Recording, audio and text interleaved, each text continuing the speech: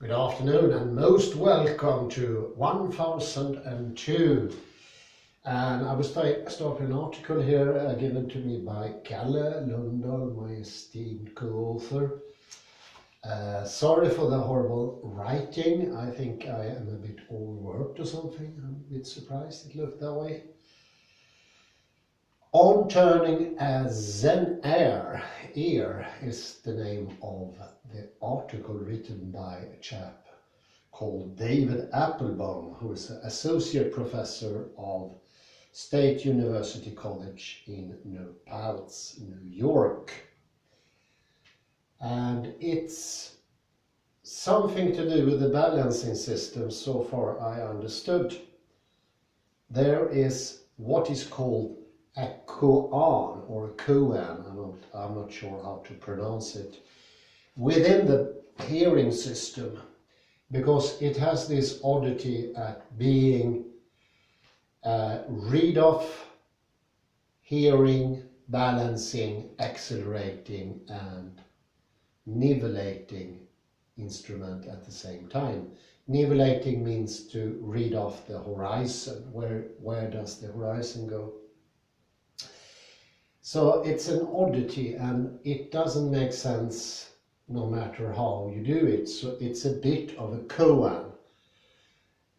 What is a koan? Well, a koan is a logical riddle that can be very hard to explain or answer. The clapping of two hands sounds like this, but what or how does the clapping on one singular hand sound like? So that is a koan riddle. And this seemed to be one of those koan riddles, because balance, horizon, niveling, acceleration, those three systems together with hearing, I'm trying to figure out. I've been thinking about this going around in my house with my eyes shut. And I'm starting to hear more and more the size of the room and the shape of the room. And I can hear it's echoing quite intensely. Therefore, I'm thinking there are not so much soft furniture here that could suck up the air. There's no sofa or anything like that. This is true to what I see when I open the eye. I also have a concept that the room is not very large. You don't have this boom, boom, this deep down echo that is always the case if you listen to somebody in a big auditorium. But I think more and more that space has to do more with hearing than seeing. And I would recommend that you use hearing to sort of get into space, because hearing is better when it comes to localize you in space. I am not sure at all, this is just a chance for me. Could be that hearing in the yoga tradition is connected to space. But I need to check that out. It was 3 years ago we went through Samkhya and I don't remember the connection. I think vision was connected to fire or something. I'm not sure. Well, let me read something from the beginning of the article. David Applebaum writes thus: "It is surprising to discover the extent to which Zen Buddhism encapsulates a heterodox conception of language. Much of its novel and shocking insightfulness derives from its use of an acoustic language. By acoustic language, I mean a linguistic system whose fundamental rules derive somehow from a primary emphasis on the activity of listening rather than seeing. We should be able to agree at the beginning that our linguistic system, even down to the level corresponding to primordial experience, is thoroughly visual. Vision has been the dominant metaphor for knowing since Plato's time. To know an object is to have an image, eidos, of that thing, a pictorial or preconceptual representation, which may then be given a definite description in accordance with the rules of discourse. But the non-standard conception of language in Zen has been overlooked or camouflaged, also by the eidictic metaphor strewn through its principal writings. Huang Po, for instance, says in the Chun Chun record, "Mind is like the void in which there is no confusion or evil, as when the sun wheels through its shining upon the four corners of the world." Whereas Pai Ching states, "What in Buddhas is called illuminating wisdom is called knowledge in Bodhisattvas.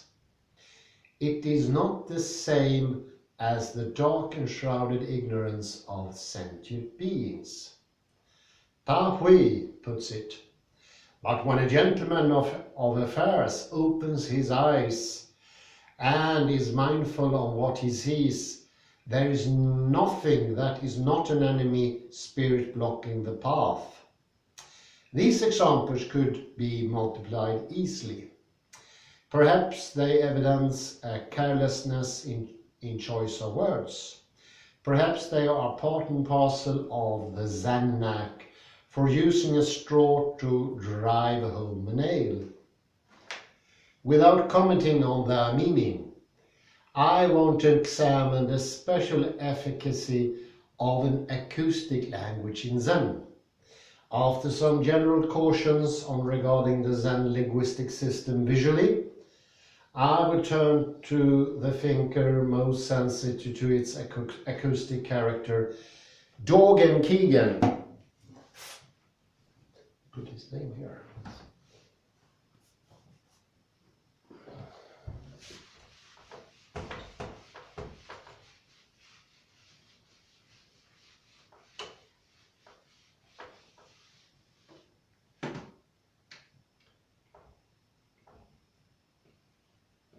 Dogen Keegan. This long line is working the same way as in transcriptions of Latin. I think it's a long vowel, Dogen.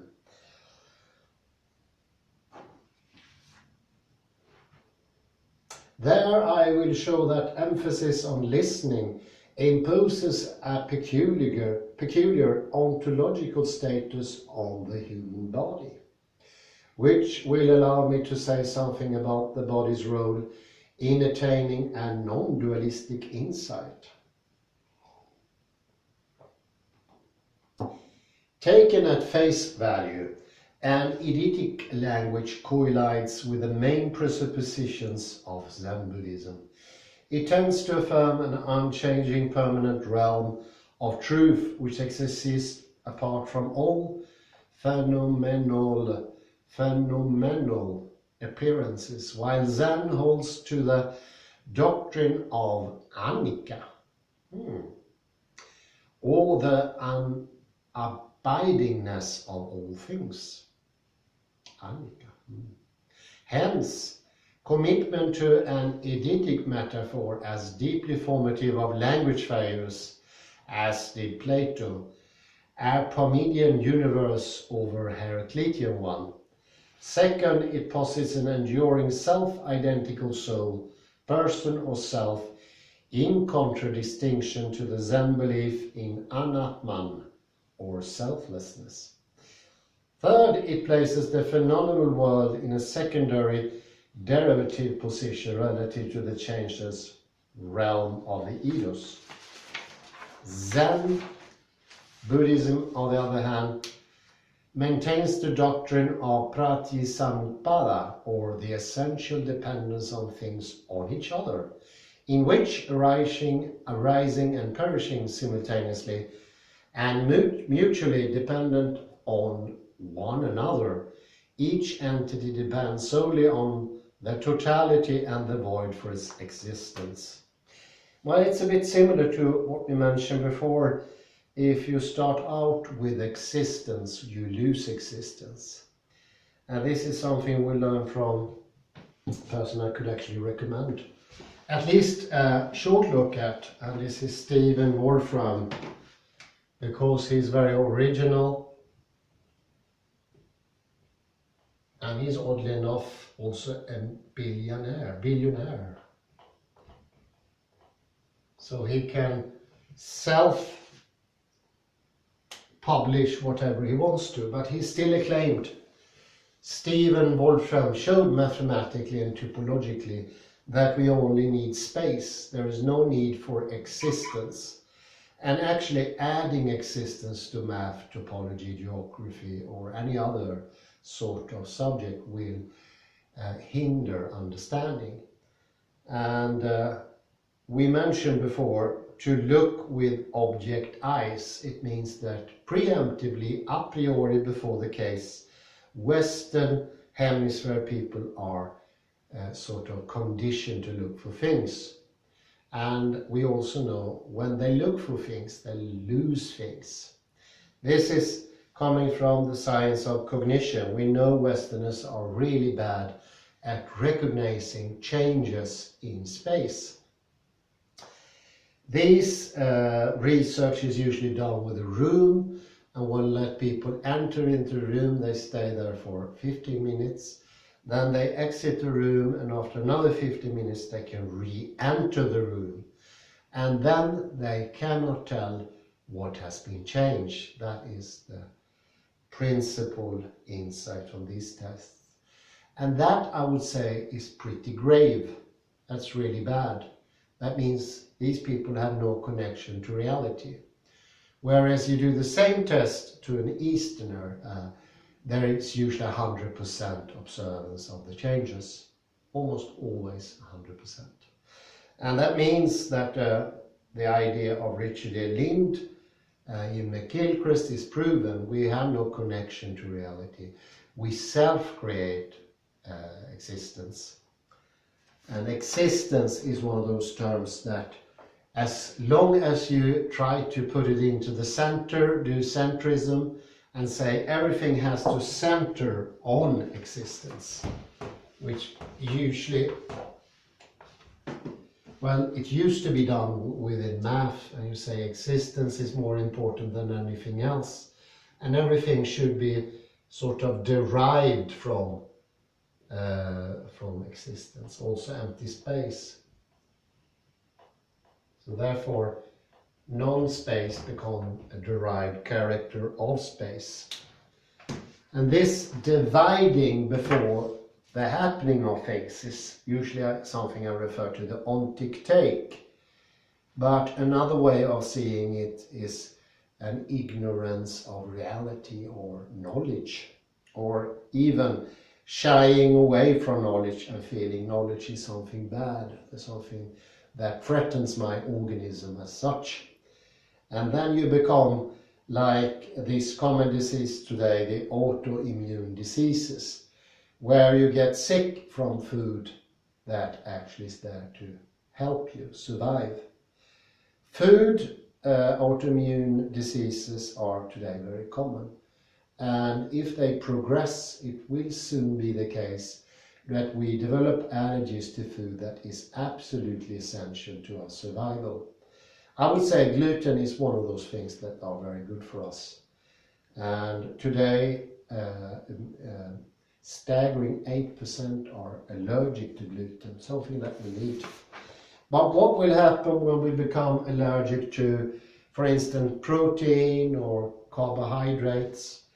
I've been thinking of people who either get water intolerant, can't take water anymore because they react to it. This is a system going on for a long while in Western Hemisphere, and I always got the feeling, and I even heard it when I started the university, knowledge is not to be found here. And this was expressed in the following way: there are many ways, paths to the institution of philosophy or knowledge, but there are very few paths going away from it. And that was, of course, very funny, but it also had a really negative punch to it. And that was, we were never to leave the idea of philosophy. We're not going anywhere. There is no progress. It's just steady, static fixatedness. The impact on these threefold collision is the creation of a thoroughgoing dualism in language.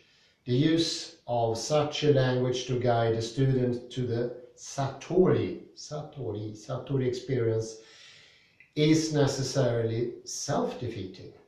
Much in the same way that the utterance of Descartes' primary proposition, I am, defeats any attempt to deny self-existence.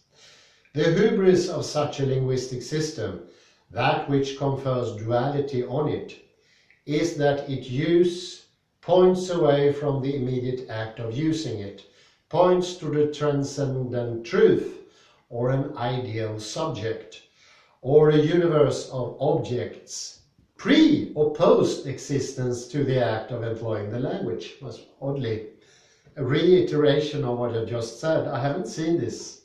Well, at least I think I haven't seen it. The point of language, when non-dualistically encountered, is that its self-identity is the totality, and on it alone rests the extreme tension of arising from and out of the void.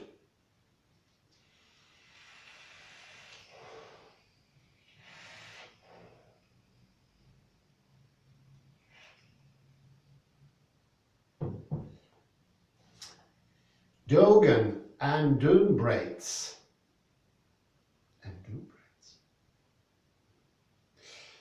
Dogen and Dunbrates, an acoustic view of a linguistic system, first in his discussion of the Mitsugo, sacred words, commenting on their intrinsic secrecy. He says, the Mitsu in question means intimacy and absence of distance. The Mitsugo are secret or hidden insofar as their concealment derives from our habitual objectifying tendencies with regard to the discriminants of our experience. Our usual linguistic conventions suppose the referent cleaved from the reference. Russell is essentially correct when he tries to reduce all language to names. Once this assumption is rejected, however, and the proximity of the two elements re-identified, meaning takes on another dimension. The word object complex in its transparency reveal the suchness of mind. Thus only the Mitsugo can serve to reveal the self-nature of what is, since once the back of objectification is broken, nothing is concealed throughout the entire universe. And I would say Mitsugo sounds really close to the Heideggerian.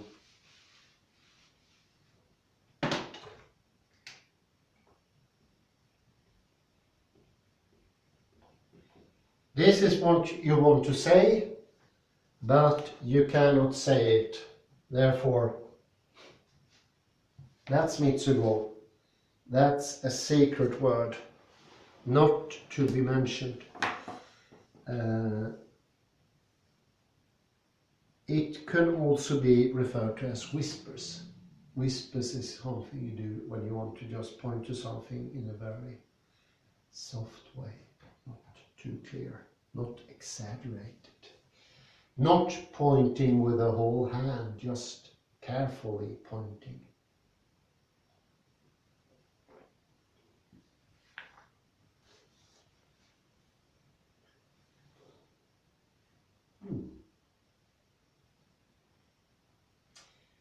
Part of this revelation goes to show that convention entails concealment. The secrecy of the Mitsugo results from our eidetically induce blindness to things. If we step back a moment to ask after the origin of linguistic distance, the opposite of Mitsugo's proximity, a subtle projection of the eidetic metaphor, becomes apparent. To see visually any objects require us, given our bipedal stance in the world, to be physically separate from that object. As Erwin Strauss claims, our visual perceptive capacities, with their entailed epistemic values, do not function properly until the object is held at length, at the focal point of our binocular system. This is very true. If we put an object too close, we cannot see it. And the question is, does it then disappear? Here is a perfect length to take in this object. So focal setting is something very important. I mentioned that before. Myopia, narrow-sightedness, could have its equivalence in hearing. So let's start with the eye.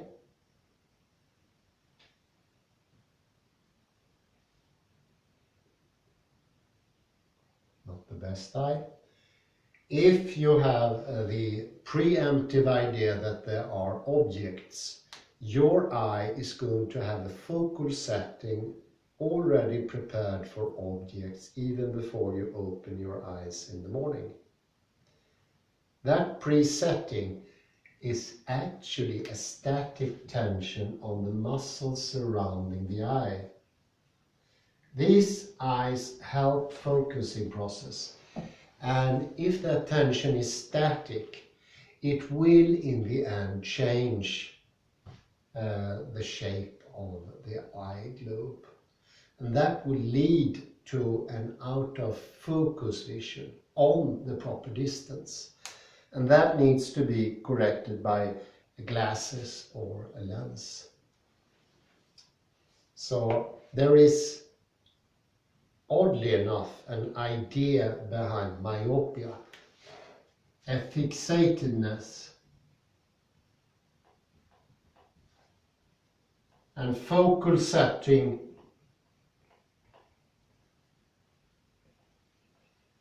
can be connected to I see.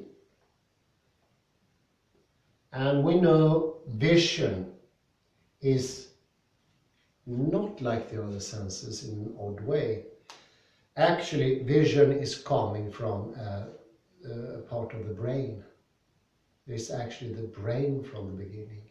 Whereas the ears are a function of our jaw, mouth is a connectedness that is very, very old, but is connected to the openness to the exterior.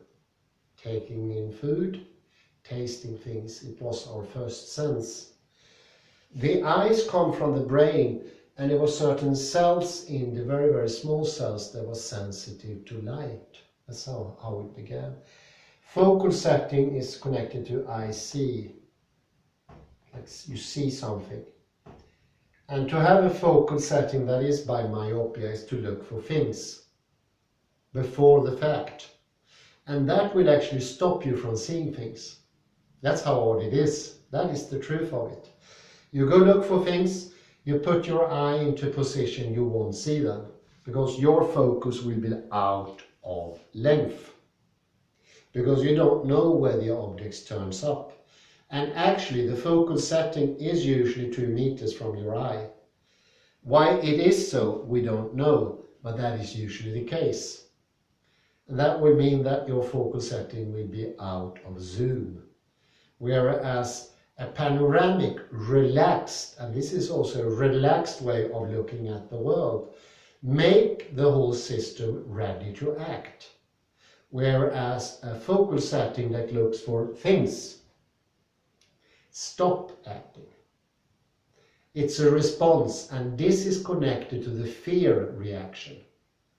So being fixated on objects and having that first fixation on you already when you wake up, it's to wake up a bit with fear.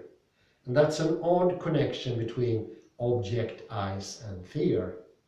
We have a fellow here in this neighborhood who walks really steadily all day, he walks all day. And if you have the chance to meet him, he's sort of blonde, tall, skinny guy. He has this object side. He's a schizophrenic. And he can't look at a person directly. And when he sees a person, he sees an object. And that's the morale of it. If you have object eyes, you will see objects. You can't see a soul. And seeing a soul is having a panoramic view of everything. And then you see the truth of the existence. You see something beyond yourself. This is something I mentioned before. If you don't see something beyond yourself, there is no reality to your perception. Neither is there any energy. And there is zero satisfaction. There is no satisfaction. It doesn't give sustenance to your system. Why is it so? Well, think of the original cell. Even the original cell needed sustenance because of its opening and its exiting part. It needed knowledge, food, taste, movement, whatever it was. If we don't get that, if we don't have an exogenous direction, we won't get sustenance. It's just a simple fact. We get boredom, we get repetition within ourselves, within our body, and we get an energy-less, prana-less system.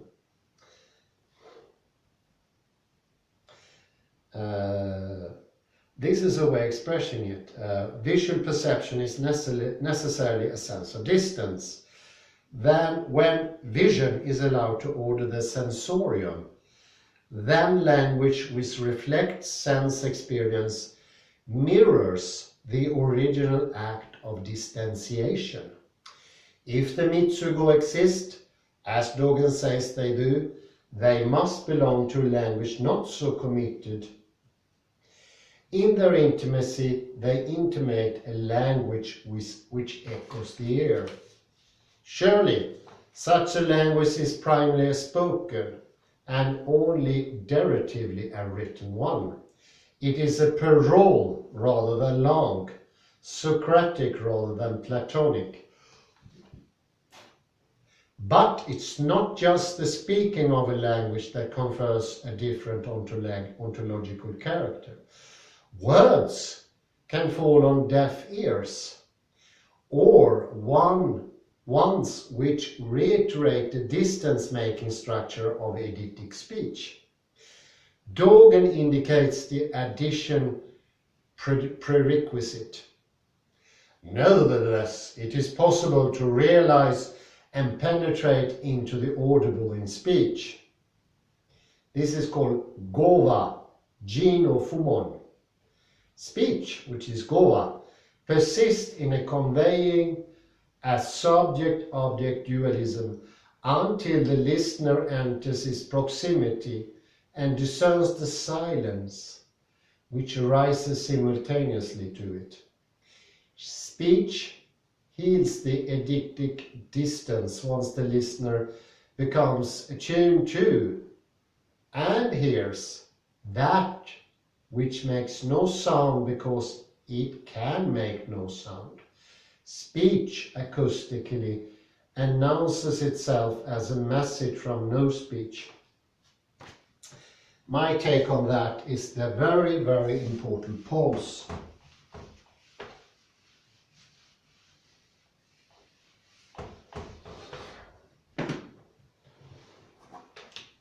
Between each word,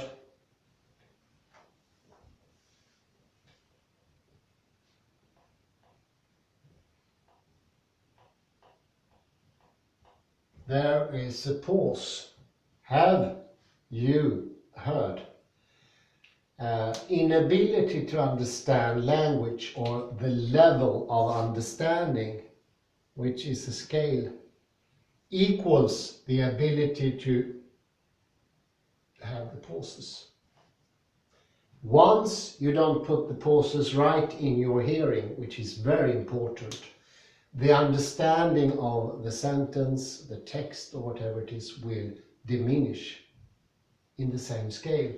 The pause is very, very important, and it has to do with tonality, but it has also to do with emptiness. We have a problem in understanding emptiness, and that is actually caused by what I wrote in the beginning, that we see emptiness as derivative from existence. And that's a terrible way of going about things. It's not a derivative thing of existence. It's not a contradiction to existence. They both come from something you could call emptiness, but that emptiness is not non-existence. It is what is before you open your eyes. It's an openness to see. It's an openness to be able to have vision or hearing. And if you don't allow the space, there can be no understanding of this. This is very similar to having existence first, and therefore you cannot have neither non-existence nor existence, because existence is derivative from something greater. This is what Stephen Wolfram understood, and we also heard it from quantum mechanics. Archive writing as well. The before is the hearing, and this is my, so to speak, speculating here. I'm very interested in dyslexia, always been trying to understand it. I'm so fascinated by my dyslexic friends. But there is a problem with sequencing when it comes to dyslexia, and I think they haven't realized the pedagogical tool of sounding out the consonants and the vowels.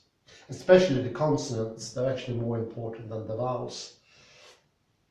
If you don't sound these out, give a pause in between. The understanding that this is actually built from a sounding won't come to you. And you will jump a step. And then you will hear have, hearing, have. And you will see this. This is what you will see, the totality of this. And you will try to make a connection between what you see and what's here. And then the dyslexic can do something like this. Or even something that looks similar. And when I say look, I mean really literally look, because hearing needs to be in on it. In the beginning, after that it doesn't matter, but the 2 first years of learning to write, hearing needs to be there. Because how do we hear when we read? Well, look at me. This is how a first year schooler read. Surely such a language is primarily as spoken. It's a loop system going back to the ear, and there is a pause. That pause is incredibly important, and that pause won't be there if you start out early on to see this as an existence, an entity.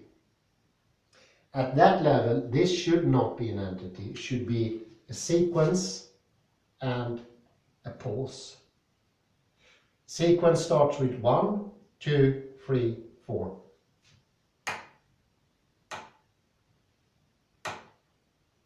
Put a pause in between. Obviously, the dyslexic doesn't put a pause. And all of a sudden you have somebody who sort of imitates the word.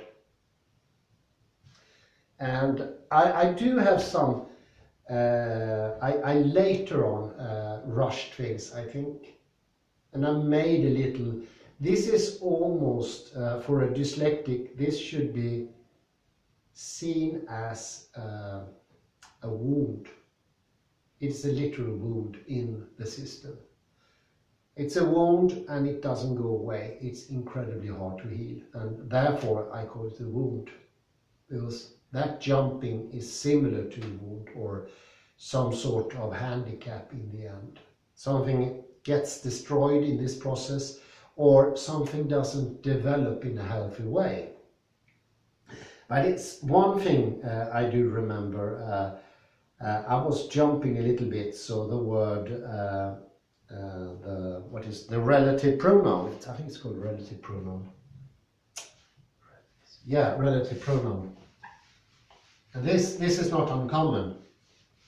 Later on, maybe I rushed the things, and many people did, and the relative pronoun, which is like this in Swedish, which,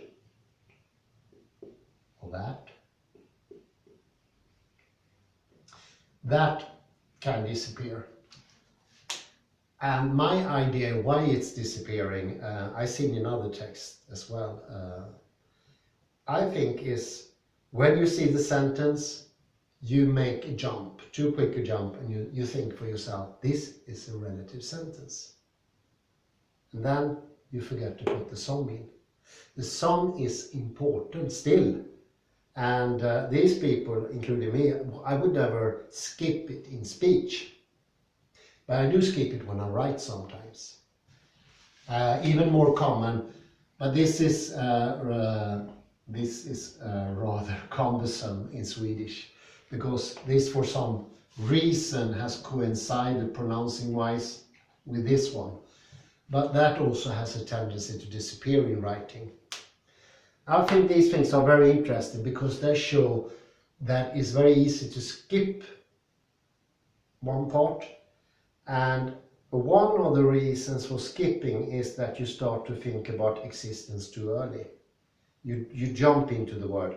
For me, it's not a problem to see everything on this page as words. For me, it's not.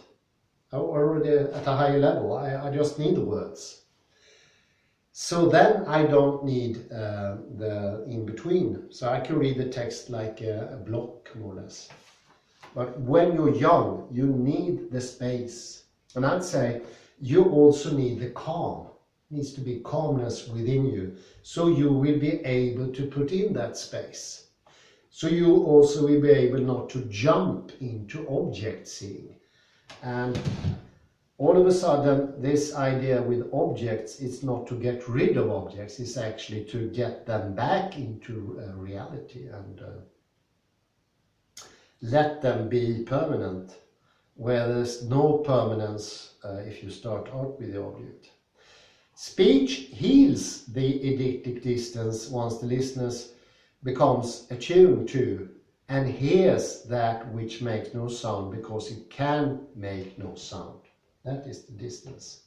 It doesn't have a sound. It's a pause. The dissolution of visualism in Zen language results, according to Dogen, in gaining perception of the ground which audibly unites the auditor with what is spoken. Such penetration uncovers that which is neither audible nor inaudible, but which represent that continuity at whose poles that the latter two reside. At the level of continuity, where neither predication nor its privation obtains, the essential suchness of things stands forth. Such is the essential substance of the Buddha, as Wang Po calls it. If we now pose the question as to the mode of perception Dogen has in mind, he refers us to Tongshan, who says, I await the time of no speech. And here immediately. So it is a little bit, we need the pause in understanding what is written text and speech. And I would also say, speaking of this som, I think this is existence thing. I see maybe the centers, the relative senses as one clump. And there I skip som. And it's not a grave mistake because the text is still understandable, but it looks odd. It looks odd. And people often ask me, why do you skip those things? Well, I can't even notice. I can't see it. I can actually read through the text and I can't see it's not there. So it affects vision. So there is a feedback system. It's a sort of loop. So what you can't perceive, you can't see.